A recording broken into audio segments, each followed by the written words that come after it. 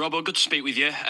I'll just start by sort of reflecting on this past week. How has it been after the frustration, the annoyance of last Friday? Has there been some tough conversations? Some very, very tough conversations, yes. Some very open, honest conversations. Look, I thought we were definitely on an upward curve. The last the games before, the games that we'd won, and I thought even the games we'd lost, we're building a little bit of momentum. Felt like we're on an upward curve. And then, to put in that performance was not good enough. From each and every one of us, not good enough at all. So there's some open, good conversations, and hopefully we get a response this weekend.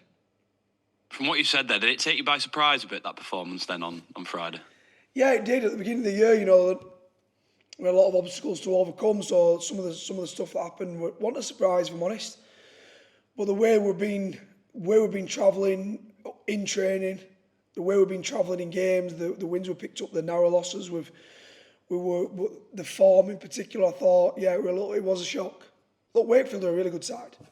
Really good side. They've done really well. They showed it last night once again. Beat a stacked Leeds team. So they are a good team. They are one of the top teams this year. So it wasn't. They played well, but I just thought, I thought we were way below where we have been and where I want to be. In terms of a response then tomorrow, what's the main thing you want to see from your players? I want to make sure we're in the fight. We are in the transition fight. They rolled us way too easy in Wakefield, and do you know what? We started the game really, really well. Probably the biggest thing for me is, like I said before, that transition from attack to defence. But not only the transition stuff, it's our transition to actually adversity. Because when we started the game in real good form. We obviously went up, we looked really comfortable. And then we just had a little bit of a lapse in concentration down our right edge. We didn't escort properly, which gave a bit of a one-on-one against Gags. It felt a little bit like a breakaway try, but from that moment on, our ability to cope with a little bit of adversity is something that I want to see. I want to see when things don't go our way, the way we react as a group and as individuals.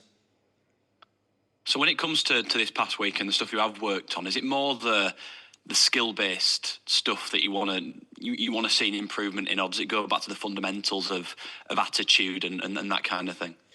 Yeah, I think it's a little bit of both. Obviously, as completion rate, when you complete very, very, you don't complete well and give them all the ball and constantly defending, obviously put pressure on yourself. You look against Hull, which I think they completed 97% last week against Wigan. So they are a side that's completing very high. So there's always a skill element to it. But it's probably more the mental aspect for me last week. It was his ability to get back on the horse when things aren't going our way and aren't going and are going against us, which I want to see a response to this week. Has it been one of your tougher weeks as a coach this past 7 days or so?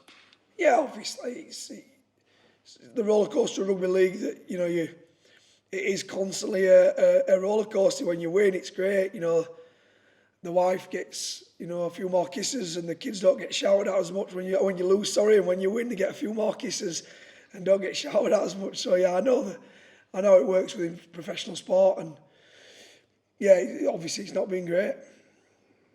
Just squad-wise, on the injury front, what's the sort of latest on Niall Evalds?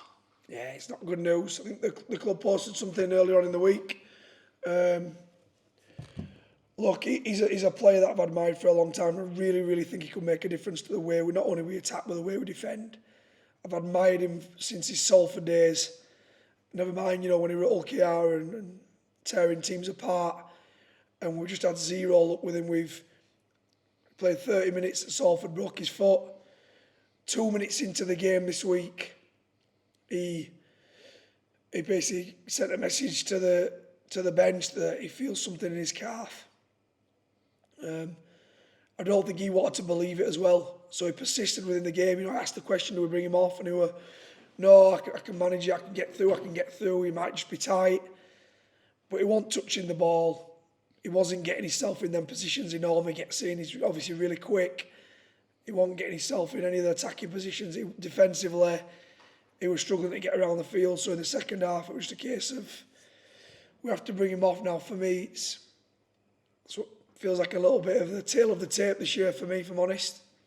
Not having, not having all your weapons to actually go to war with.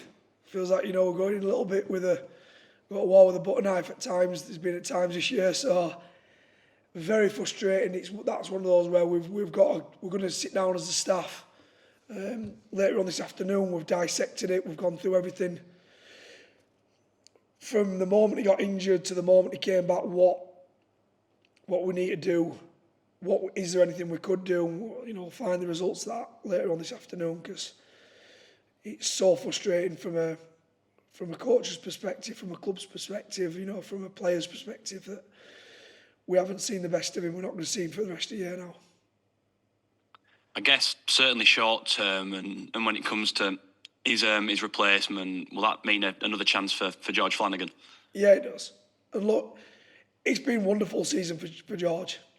It hasn't for the Giants in particular, but there's been a lot of young lads that have actually played more game time. We had 2 academy in Algar and Sykesy that played this year at Leeds.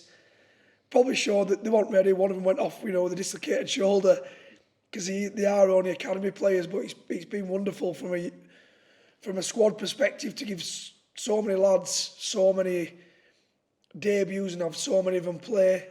Probably more games than they should have done. We're a little bit alike to Hull was last year. Hull were forced into playing way too many young lads, probably before they were ready, but I think it's held them in good, in sort of in good stead this year for them. They obviously added to them and brought some experience in, but those lads got a lot of experience last year, and it's been the same with our lads this year, particularly George. He's probably played loads more games than he should have done. I've said numerous times before, he should be learning off Niall. We should be dropping him in, dropping him out, but look, he's been great whenever he's come in. He's getting better and better each and every week. So, hopefully he can just keep improving throughout the year. And I guess that is the hope, isn't it? That at the very least, it'll stand you in good stead in years to come, having young players like that to sort of build off this year. They'll probably look back at this year as a really tough moment, but if it produces results in the future, that's a positive at least. Oh, massively. And when you're a young lad and you get to play so many games, there's nothing in the world like experience. You don't want young lads to play too many games, because one, it drains them, two, it puts a lot of pressure on them. But when they can keep getting out on the field and playing against the Super League's best, obviously it's only. I know that it's probably not good for the club at the moment, for the fans. For me, sometimes when we're playing too many, and asking too much of them, from a short-term perspective, it's not good. But from a long-term perspective, I think it's really good for the club. What other team changes are you pondering, if any? Oh, there's potential. Fenton Rodgers has been, obviously had a long injury. To get some match fitness, we sent him to Bradford. His first game at Bradford, he were just all right. I thought the second game, we were a lot better. Played some really good stuff. Played a lot longer minutes, better minutes, which is understandable, the duration he's been out for. But, there's potential he could come back into the fold. One thing Fenny does bring, he brings some aggression, he brings some firepower. Again, he's only young in age for his position. But yeah, we're not fully made a decision on Fenny just yet, but there's the potential to bring him in. Joe Greenwood back as well? Yeah, Joe Greenwood, we'll see how we go today, how he pulls up after today. Obviously, he's come back in, and hopefully he looked all right. He trained quite well, so we're just hoping that, the aftermath of training, there's no symptoms arise, should I say. What's your take on Hull then at the minute, and how tough an opponent they are, given how they're playing at the minute? I think they're playing really good. Like I said before, I think they've seen the fruits of a pretty tough season last year. I think they've seen the fruits of that now, and obviously they recruited well. Look, they've got Asiata out, but they've still got a really big pack. They've got the 2 SAs, they've got Knight, who are obviously very big. I know Cuss played 9 last week, but he probably played some of his better rugby at 9 last week, I thought. Obviously, I think C's obviously the talisman for them. We know about C's and what he can bring. He's playing some pretty good rugby season at the moment, so he's somebody we have to keep his eye on. But I just feel like, you know, there were wins at the beginning of the year where they've just won, and slowly that's built momentum, built confidence. You know, they just managed to beat us at the beginning of the year. I think the week after us, they just beat Wigan after we just lost to them, and slowly and surely they built momentum and built confidence. So look, I'm expecting a physical side. Hull have got, you know, the players that I mentioned, along with Jack Arsh and players like that, they've got they're a big set. So we're gonna have to match them physically.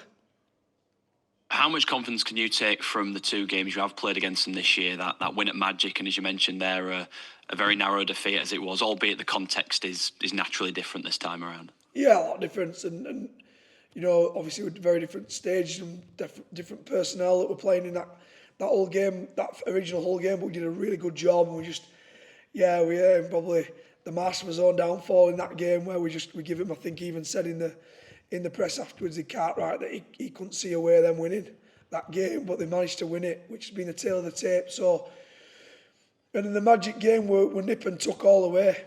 We're nip and tuck. That game once again could have gone either way. So I'm expecting and hoping for a very similar performance from us, you know, in the 2 games that we've put up against them, and I'm expecting, you know, a very tough encounter that could go either way again. Cheers, Robbo. Best of luck tomorrow. Thank you. Hi, Robbo. How are you doing? All right, thanks, mate. Are you? Good stuff. Happy birthday. I believe it is your birthday today, maybe after returns. Do you expect tomorrow to be quite telling in terms of the response and who really wants to stay on this journey with you? Yes. And not only the journey for me, but for the club, within the club. We very easy to say you don't have anything to play for. Very easy, but we need to find a reason that when you pull the Huddersfield shirt on, that you are playing with pride. When you're playing with your teammate at the side of you, then you are playing for them. And you know, you're playing for yourself as much as anything else. You're playing for individual honour. You're playing for the honour that you carry with you for your family. I've said it all along. You know, whatever game you're playing, you want to win. You want to win for yourself, but for your family as much as you do anything else. But for the club, for the badge, for the fans, we need to find what we are about, why, and what we want to play for the rest of the year.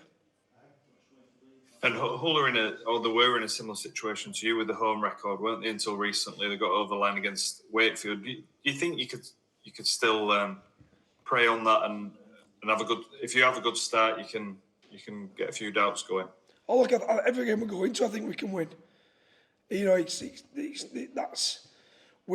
how we should be thinking. We should be thinking that every game we go into, even though Hull they're obviously playing really good rugby, their confidence is sky high.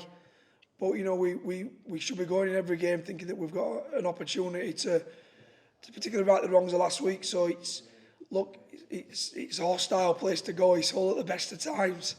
You know, when they've got a partisan crowd up there, you know, they get behind us. They'll get behind the side. It's the stadium's a great stadium. So we're expecting a really, really tough encounter, but one that we can come away with a victory.